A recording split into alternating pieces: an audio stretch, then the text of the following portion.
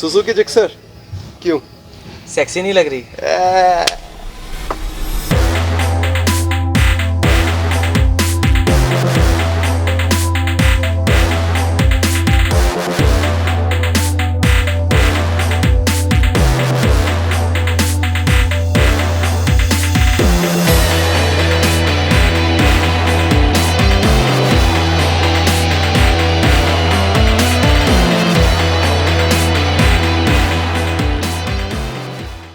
So Tushar, why did you opt for the Suzuki Gixxer 250? इसका लेने का एक पर्टिकुलर रीज़न है। पहले मैं अवेंजर 160 ओन करता था, जो कि एक क्रूजिंग बाइक है, एंड मेरे जो फेलो राइडर्स थे वो उन सब के पास 200 सीसी 250 सीसी प्लस बाइक्स थी। तो मैं जब संडे राइड करता था तो मैं काफ़ी पीछे रह जाता था, मुझे काफ़ी लॉस ऑफ पावर फील होता था। तो इसलिए मैंने सोचा मुझे कोई ऐसी बाइक चाहिए जिसमें पावर भी हो एंड जिसके साथ मैं टूरिंग भी कर सकूं एंड वो ज़्यादा एग्रेसिव भी ना हो। तो इस प्राइस रेंज में और इस पोस्चर में, इस लुक में मेरे को एक ही बाइक जस्टिफाई करती है, वो सुजुकी जिक्सर लगी। तो इसलिए मैंने Suzuki Gixxer no doubt looks तो काफ़ी ज़्यादा अच्छे हैं इसके, ग्राफिक्स के साथ। और ये आई गेस लिमिटेड एडिशन था? ये एनिवर्सरी एडिशन था। कितने की परचेज करी आपने और कब ये परचेज करी? ये परचेज करी है मैंने मार्च 2021 एंड उस टाइम पे इसका ऑन रोड प्राइस था 2,12,000। 2,12,000। फ्रेम मोटरसाइकिल्स में जो ऑप्शन है, आई गेस जो सबसे मोस्ट फेमस ऑप्शन है वो है Yamaha R15, yes right? Although उसको ना सिलेक्ट करके इसको सिलेक्ट करने का रीज़न मेरे को लग रहा है वो 250 सीसी सेगमेंट। 250 सीसी सेगमेंट भी है और उसका पोस्चर काफ़ी अग्रेसिव है, उससे टूरिंग करना काफ़ी मुश्किल हो जाता। तो इसलिए मैंने वो नहीं लिया। एंड 150 सीसी का इंजन है, तो इस वजह से भी ये भी एक रीज़न था। एंड उसमें पिलियन राइडर नहीं बैठ सकता इतनी कंफर्टेबली। इसमें काफ़ी उससे तो कंफर्टेबल है। अगर हम स्पेसिफिकली R15 से कंपेयर करते हैं, मैंने बहुत एक्सट्रीम राइड करी है, लाइक 22 आवर्स मैंने इसको राइड किया है। तो उससे not like non stop but without in a stretch. तो उससे पाम्स में दर्द होता है। पाम्स में तो ऑब्वियसली थोड़ा सा, क्योंकि ये एक्सट्रीम राइड था। बट मुझे ऐसा लगता है अगर हम नॉर्मल राइड करेंगे तो इससे कोई प्रॉब्लम नहीं होने वाली है, बिल्कुल भी प्रॉब्लम नहीं होगी। काफ़ी कंफर्टेबल बाइक है।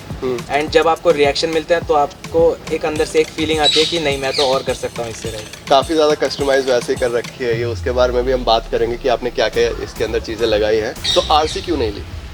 RC इसलिए नहीं ली क्योंकि RC एक तो बजट से ऊपर थी।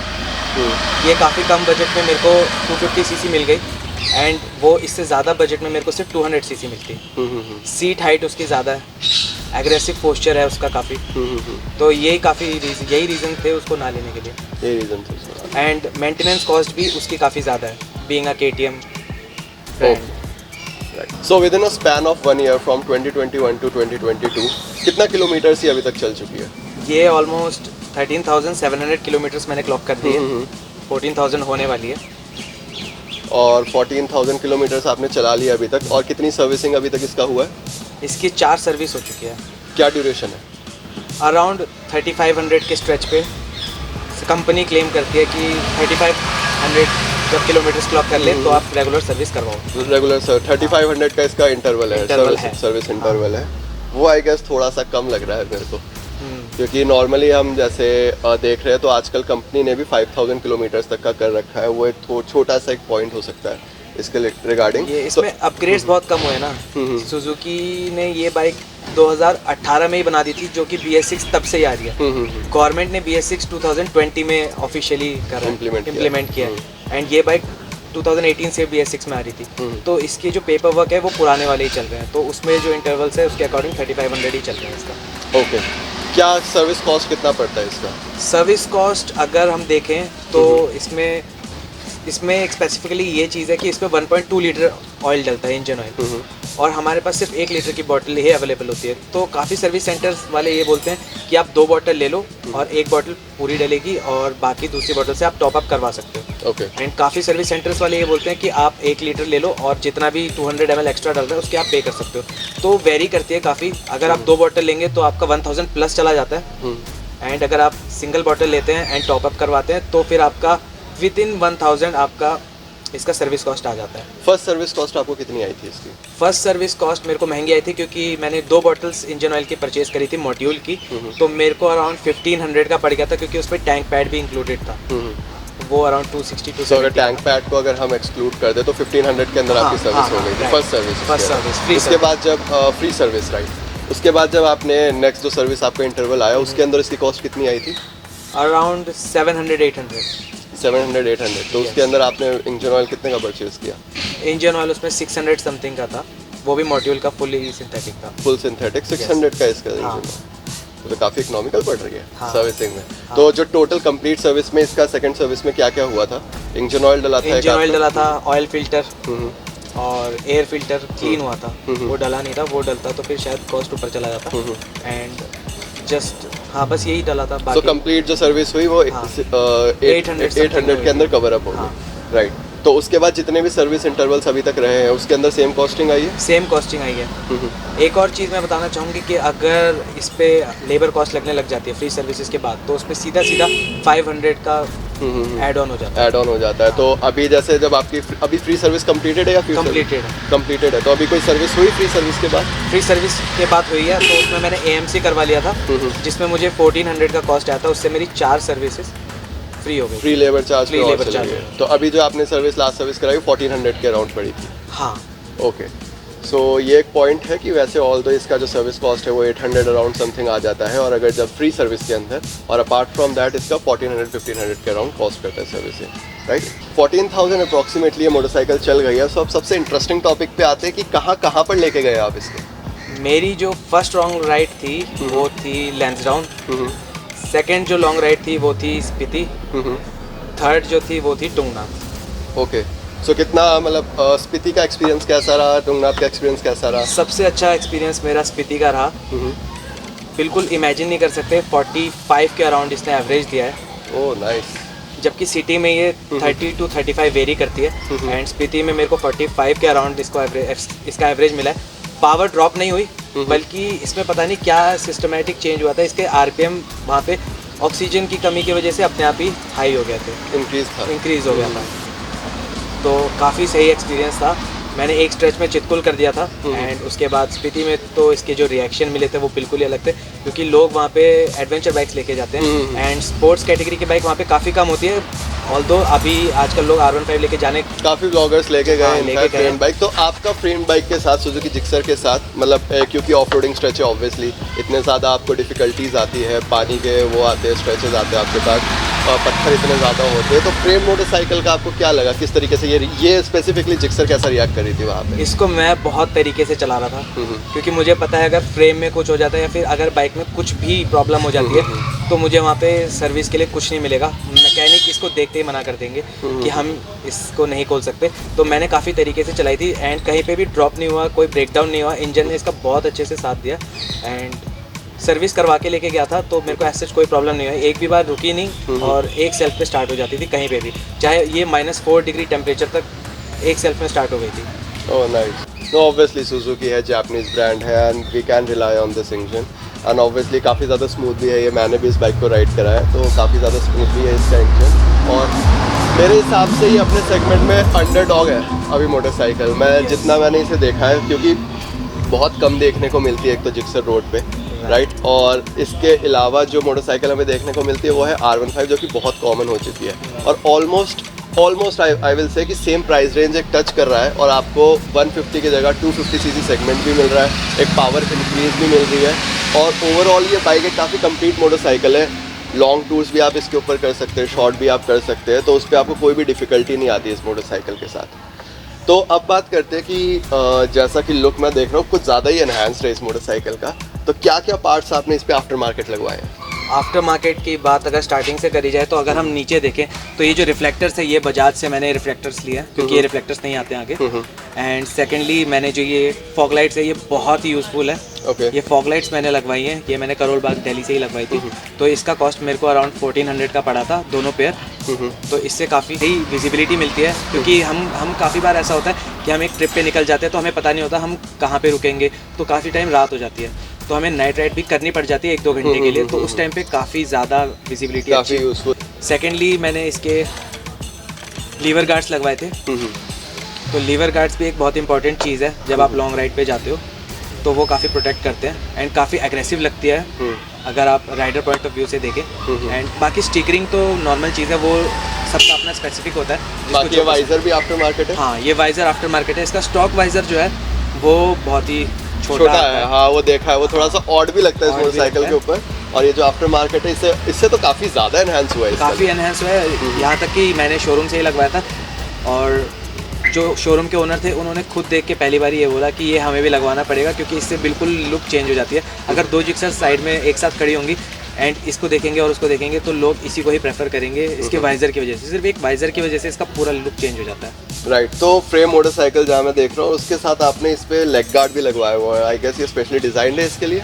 ये लेग गार्ड मेरे को पूरे दिल्ली एनसीआर में कहीं नहीं मिला। ये स्पेशली कस्टम मेड है, जो चेन्नई में एक ब्रांड है HG एग्जॉस्ट, उन्होंने बनाया है। तो ये स्पेसिफिकली जिक्सर SF के लिए बना हुआ है, क्योंकि फ्रेम बाइक में मोस्टली आपका क्रैश गार्ड्स आते हैं। हाँ। जो कि सिंगल होते हैं। हाँ। तो इसके लिए आपने पूरा का पूरा फ्रेम ही इसके लिए डिजाइन करवाया है। हाँ। सो अपार्ट फ्रॉम दैट और क्या आपने चेंज कराया है? ये सीट काउल का मेरे को थोड़ा सा लग रहा था लुक वाइज।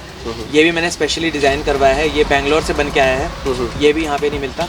Okay. तो इससे बाइक की लुक बिल्कुल चेंज हो जाती है। जो भी लोग देखते हैं उनको देखने से लगती है कि ये सिंगल सीटर बाइक है, तो कंप्लीट स्पोर्ट्स लुक आ जाती है फिर इसमें। तो ये कितना कॉस्ट करा था आपको? ये मुझे 2000 का कॉस्ट कर रहा था। वाओ, पर इससे भी काफ़ी ज़्यादा है, जैसा आपने बोला एक सिंगल सीटर वाला फील आ जाता है और एक परफॉर्मेंस मोटरसाइकिल, स्पोर्ट्स मोटरसाइकिल का फील आता है।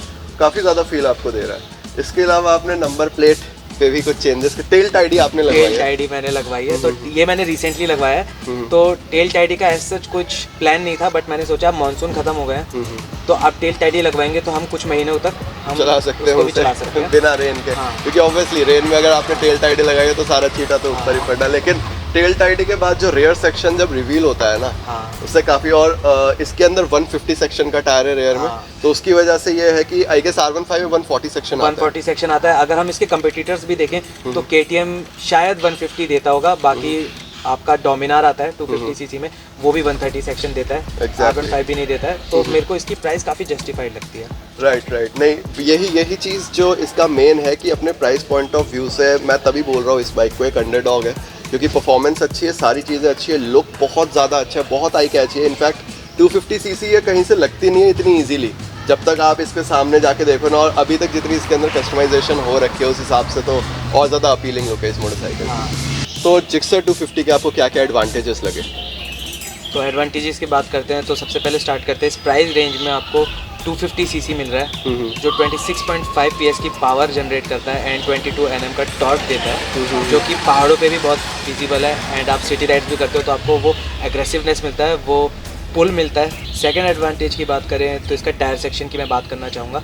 110 सेक्शन का फ्रंट टायर मिलता है एंड 150 सेक्शन का रियर टायर मिलता है, जो कि लीनिंग में बहुत आपको सपोर्ट करता है एंड ओवरऑल राइड क्वालिटी आपकी काफ़ी इंक्रीज हो जाती है।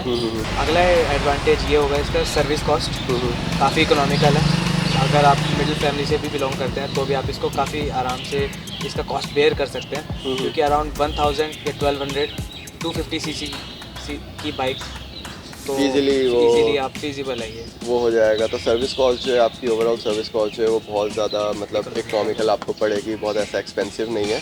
1000-1200 जो कि अगर आप इस सेगमेंट को अगर आप लेने जाते हैं तो KTM ऑल्दो थोड़ा सा एक्सपेंसिव पड़ता है, R15 का भी थोड़ा सा एक्सपेंसिव है, ऑल्दो बहुत ज़्यादा नहीं है। लेकिन अगर 150 सीसी सेगमेंट भी अगर आपके 250 सीसी सेगमेंट जितनी सर्विस कॉस्ट कर रही है तो आप ये अंदाज़ा लगा सकते हैं कि 250 सीसी सेगमेंट कितना ज़्यादा अफोर्डेबल है सुजुकी का ये, राइट। अगला एडवांटेज मैं बोलना चाहूँगा कि इसकी एवरेज, तो अगर आप 250 सीसी की बाइक लेते हैं तो आप इसका एवरेज, मतलब पहले ही लोग सोच के चलते हैं कि ज़्यादा सीसी की बाइक है तो एवरेज काफ़ी कम देगी, बट फिर भी सिटी में ये अराउंड 35 की एवरेज दे देती है। एंड लॉन्ग राइड्स पे जाएंगे तो भाई कसम से 45 की एवरेज मैंने निकाली है, तो भी स्पीति के अंदर आपने बताया। तो स्पीति जो कि बहुत ही टफ राइडिंग कंडीशन है और जहाँ पे माउंटेन्स रोड है वहाँ पे इसने 45 तक की एवरेज आपको रिटर्न करी है। और बात की जाए सिटी के अंदर, तो जब आप ऐसी परफॉर्मेंस बाइक को देखते हैं तो मतलब जैसे इन्होंने बोला, तुषार ने बोला कि आपका जनरली माइंडसेट आ जाता है कि एवरेज नहीं देगी ये मोटरसाइकिल, लेकिन परफॉर्मेंस होने के बाद, ये परफॉर्मेंस ओरिएंटेड मोटरसाइकिल होने के बाद भी आपको 35 kmpl तक का रिटर्न कर रहा है। So that is fair enough I guess, right. तो इसके अलावा आपको कोई ऐसी चीज़ लगी जो इसका माइनस पॉइंट हो? माइनस पॉइंट भी हैं जिस पे सुजुकी को काम करना चाहिए, बट वो शायद नहीं कर रहे हैं एंड आई डोंट नो, पता नहीं कब तक करेंगे। सो इसका सर्विस नेटवर्क बहुत ही छोटा है। इनफैक्ट अगर मेरे काफ़ी सारे दोस्त लोग जो हैं वो ये वीडियो अभी देख रहे होंगे, तो वो खुद भी इस चीज़ को देख सकते हैं कि कहीं पे भी जाते हैं तो पार्ट्स अवेलेबल नहीं होते हैं, जो मेजर पार्ट्स हैं वो भी अवेलेबल नहीं होते काफ़ी बार, क्योंकि मेजर जो है सुजुकी स्कूटीज़ में ही डील कर रहा है आजकल, एक्सेस वगैरह हो गए इन सब चीज़ों में। तो ये जो बाइक है काफ़ी प्रीमियम बाइक हो जाती है सुजुकी की तरफ से 250 सीसी में, तो इसके जो मेजर पार्ट्स है वो आपको इतनी इजीली अवेलेबल नहीं होंगे और हर स्टोर पे अवेलेबल नहीं होंगे। उसके लिए आपको पहले ऑर्डर करना पहले पड़ेगा, ऑर्डर होगा, उसके बाद वो आएगा फिर आपका सर्विस के बाद रिप्लेस होगा वो चीज़। तो ये एक चीज़ है जो कि आई गेस छोटा कंसर्न भी नहीं है, बहुत ज़्यादा मेजर कंसर्न है आफ्टर सेल्स का। इसके अलावा मैं ये बोलना चाहूँगा कि आजकल जितने भी बाइक्स आ रही हैं वो सारी USD सस्पेंशन के साथ आ रही है, एंड ये बाइक अभी भी 2022 में भी जो लॉन्च हो रही है वो टेलीस्कोपिक सस्पेंशन के साथ आ रही है। तो आई डोंट नो सुजुकी को थोड़ा सा अपने प्रीमियम प्रोडक्ट्स पे थोड़ा फोकस करना चाहिए, क्योंकि ये भी एक कंसर्न है। टेलीस्कोपिक फोक्स इनफैक्ट जितनी भी छोटे 150 सीसी इनफैक्ट की अगर हम बात करें यामा R15 की, तो इनफैक्ट उस मोटरसाइकिल के अंदर भी USD फोक आपको मिलता है। तो जब आप एक कंपनी 250 सीसी सेगमेंट की अगर आप मोटरसाइकिल लॉन्च करते हो तो उससे ऑब्वियसली सस्पेंशन तो आपका काफ़ी मेजर रोल प्ले करता है आपकी ओवरऑल हैंडलिंग के कंपैरिजन में।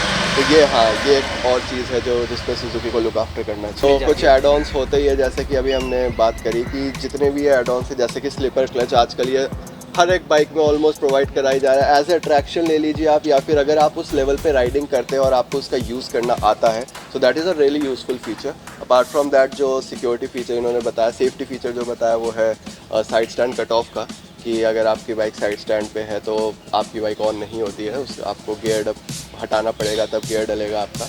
तो ये भी कुछ छोटी छोटी चीज़ें हैं जो बाइक के अंदर ऐड ऑन करके उसे यूनिक बनाती है और उस प्राइस रेंज को जस्टिफाई करती है आई गेस। तो अगर 150 सीसी सेगमेंट उतना प्राइस रेंज की है तो मेरे हिसाब से उसका यही रीज़न है कि ये जो थोड़े फीचर्स उन्होंने इसके अंदर ऐड ऑन करे हुए हैं, तो कंपनी ने इसको आई गेस ज़्यादा रॉ रखा हुआ है, ज़्यादा रॉ रखा है। एंड जितने भी लोग इस बाइक को चलाते हैं तो उनको मतलब जो राइड क्वालिटी है उससे वो काफ़ी इंप्रेस होते हैं इससे। So guys that was a complete review of the Suzuki Gixxer 250 and this was Tushar Biswas with me. He also owns a YouTube channel. इनके YouTube चैनल का नाम है by the name of Tushar Biswas.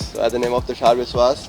Vlogging करते हैं ये, जिसपे आपको tours वगैरह इन्होंने काफ़ी सारे करे, काफ़ी कैप्चर करा इन्होंने, and you must watch that channel, link will be in the description. आप देखना, बहुत अच्छा इनका व्लॉग्स लगेगा, क्योंकि मैं बहुत ज़्यादा टूरिंग नहीं करता because of my shoulder injury अभी के लिए, तो लेकिन इनको देख के थोड़ा उत्साहित होते रहते हैं और ऐसे व्लॉग्स देख के बहुत अच्छा लगता है। So Tushar, keep growing. Thank you so much for this interview.